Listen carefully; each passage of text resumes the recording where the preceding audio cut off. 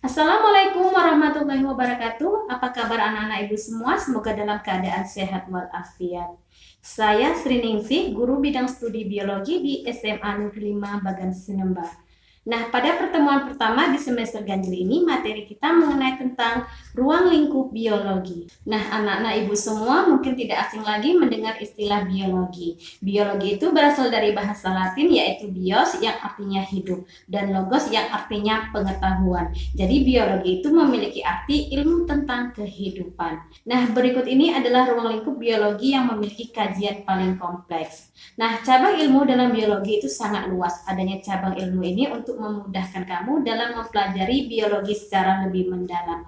Oleh karena itu, muncullah ilmu-ilmu khusus yang merupakan cabang dari ilmu biologi. Nah, cabang-cabang ilmu biologi apa saja itu? Nah, ilmu-ilmu khusus yang merupakan cabang dari ilmu biologi itu antara lain, yang pertama morfologi. Morfologi adalah cabang ilmu biologi yang mempelajari bentuk tubuh makhluk hidup. Kemudian anatomi. Anatomi adalah cabang ilmu biologi yang mempelajari struktur makhluk hidup. Kemudian fisiologi.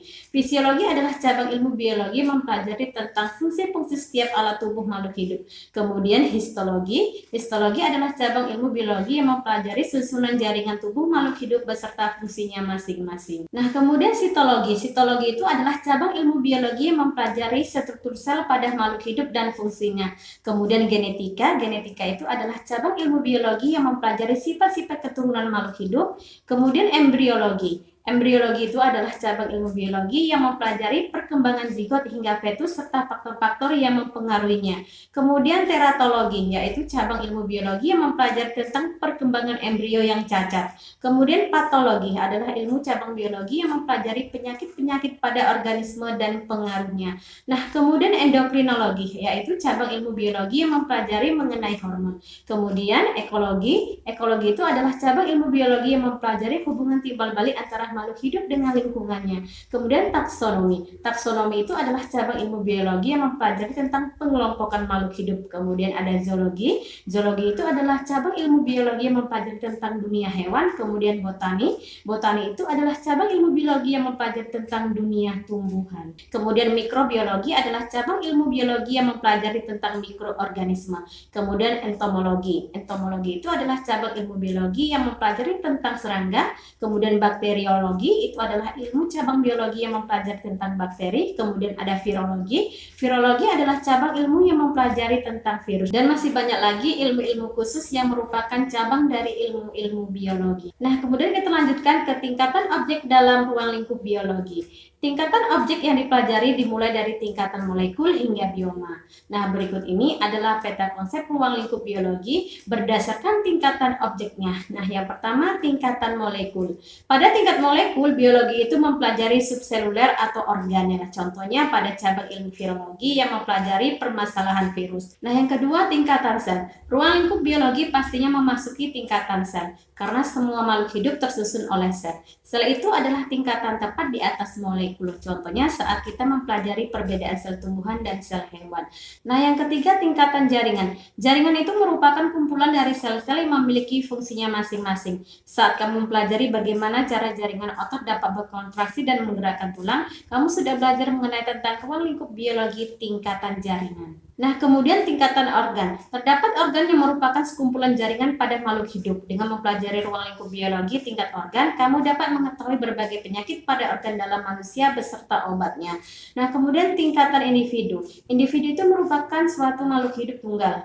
Nah, setiap individu memiliki ciri khasnya masing-masing. Nah, kemudian kita lanjutkan ke tingkatan populasi. Populasi adalah kumpulan dari individu sejenis yang berada di tempat dan waktu yang sama. Nah, contoh ruang lingkup biologi tingkatan populasi adalah mempelajari cara budidaya lele. Nah, kemudian tingkatan komunitas. Komunitas adalah kumpulan dari populasi. Dalam komunitas, makhluk hidup akan berinteraksi dengan sesama spesiesnya atau spesies lain. Nah, kemudian tingkatan ekosistem. Suatu tingkat di atas komunitas adalah tingkatan ekosistem. Dalam ekosistem biasanya terdapat rantai makanan yang berfungsi agar makhluk hidup tetap lestari. Nah, kemudian tingkatan bioma. Kumpulan dari ekosistem tersebut kemudian membentuk yang namanya bioma. Nah, kemudian terdapat 6 jenis bioma di bumi, yaitu bioma gurun, padang rumput, hutan gugur, hutan hujan tropis, kemudian taiga, dan bioma tundra. Nah, kemudian kita lanjutkan ke objek permasalahan biologi tingkat organisasi kehidupan. Terdapat berbagai masalah dalam bidang biologi pada semua tingkatan organisasi kehidupan, mulai tingkat molekul sampai tingkat biosfer. Nah, permasalahan di tingkat organisasi kehidupan saling mempengaruhi dan berkaitan dengan tingkat organisasi lainnya. Nah, macam-macam permasalahan jika dikaji dan dipecahkan dengan menerapkan ilmu dari cabang-cabang biologi yang berkaitan. Macam-macam permasalahan biologi dari berbagai tingkat organisasi kehidupan adalah sebagai berikut. Permasalahan biologi tingkat molekul, seperti terjadinya kelainan pembentukan molekul hemoglobin darah sehingga dapat menyebabkan penyakit anemia sel sabit.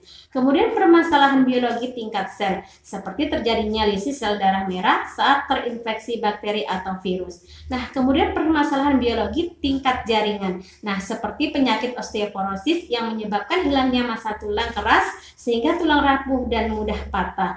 Nah, kemudian kita lihat permasalahan biologi tingkat organ seperti kelainan pada organ mata, yaitu rabun senja. Nah, kemudian permasalahan biologi tingkat sistem organ seperti gangguan bernapas akibat penyempitan saluran napas bagi penderita aspiksia.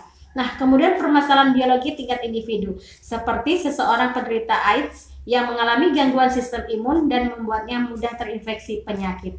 Nah, kemudian kita lihat dari permasalahan biologi tingkat populasi, seperti penyebaran AIDS yang dari satu orang ke orang lain dalam satu populasi. Nah, kemudian permasalahan biologi tingkat komunitas, seperti dampak penangkapan pada burung secara liar terhadap kelestarian hidup lainnya dalam rantai makanan. Nah, kemudian permasalahan biologi tingkat ekosistem, seperti penggundulan hutan untuk perkebunan kelapa sawit yang dapat mengancam habitat satwa liar yang terdapat di dalamnya. Nah, kemudian permasalahan biologi tingkat bioma, seperti dampak kebakaran yang terjadi di hutan hujan tropis. Nah, kemudian permasalahan biologi tingkat biosfer, seperti dampak dari menipisnya lapisan ozon di atmosfer terhadap kehidupan makhluk hidup yang ada di bumi. Nah, itu tadi penjelasan materi mengenai tentang ruang lingkup biologis. Semoga bermanfaat. Terima kasih.